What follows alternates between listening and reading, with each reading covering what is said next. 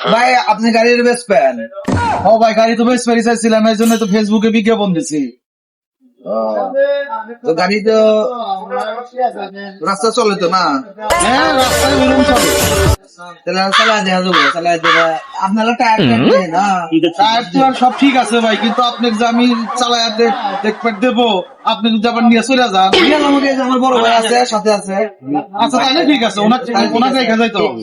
একটা মিনিট খালি আল্লাহ টায়ার দিয়ে দেখুন যে আপনার গাড়ি চলে, রাস্তায় চলে কি। ভাই আপনি সাধারণ লোক তো নাকি? হ্যাঁ? আচ্ছা ভাই, আপনার গাড়ি দেবে।